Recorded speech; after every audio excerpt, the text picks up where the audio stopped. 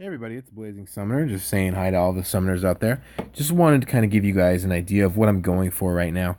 Um, at the moment, I'm currently trying to build up the fusion pieces for Veramos.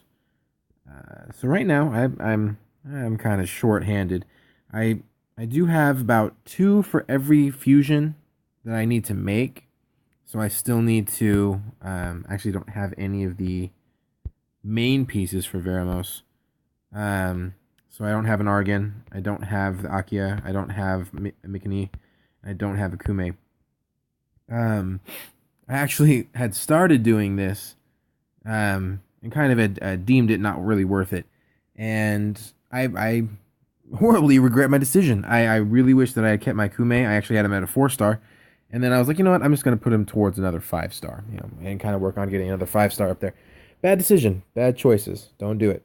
Um, anyway, I also had Akia before the new fusions came out, and I used her as well for my 6 star summon for a 6 star monster for Hua. Wish I had kind of waited on that. Literally the week later it came out, so that was kind of disappointing. Anyway, but as far as the fusion materials for Argan, Akia, and Mikini, I do have about two of every single one. So I just need to get the awakening materials and all that stuff for them. Kind of waiting for the Hall of Water, so I can awaken those three, and then a few more for wind. I used most of my wind to awaken my wind Ifrit, uh, which right now I have them ruined as Violent Focus, but I'm think I'm going to switch that to Despair once I get better runes.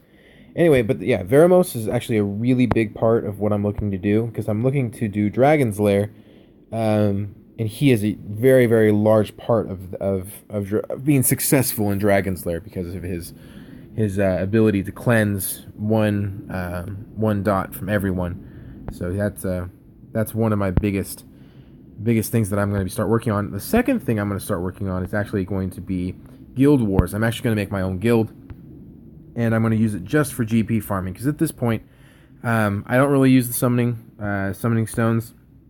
I have not been very successful. I've gotten, um, I think I've done a total of about 6 exclusive summons, and they've all been fairly unsuccessful. I think I got one 4 star, and I got the Wind Brownie Magician. Um, and then I got a Fire Brownie magician later, and I have Draco as a 4 star at the moment. I'm gonna make him. I'm gonna get him up there as far as I'm gonna make him a 5 or a 6 star eventually. Very good monster. Anyway, but I'm gonna make my own guild so that I can start farming guild points, and I'm gonna talk to you guys about this a little bit as to what I'm looking to do because I want to use the guild, and how I plan to guild farm is by putting very bad defense out for 10 versus 10 or 20 versus 20. It doesn't really matter, because you as far as guild point farming goes, it really just matters how many people you have in the guild. You still only get 3 attacks. You still only get the same amount of battles a day, so it doesn't really matter which one you do if you're just farming. So my plan again is to put horrible defenses on all the defensive line. So constantly lose essentially every time you're going to be put up against someone who put up against guilds who are not very good. And what that'll do is that'll put your guild war scores down. And so as you can see, the one I'm currently in is actually at 1030, 1031. So you're fighting average to above average guilds right around around those points, that ranking. So what I'm planning to do is kind of stay around 1,000, maybe even a little bit less. And so what you can do then is continually farm against guilds who are right around that range. They're low average to average, and so and the defensive points that you get are one guild point per victory or per successful defense, which it really pales in comparison to the 5 plus the additional that you can get for fighting the best in the guild.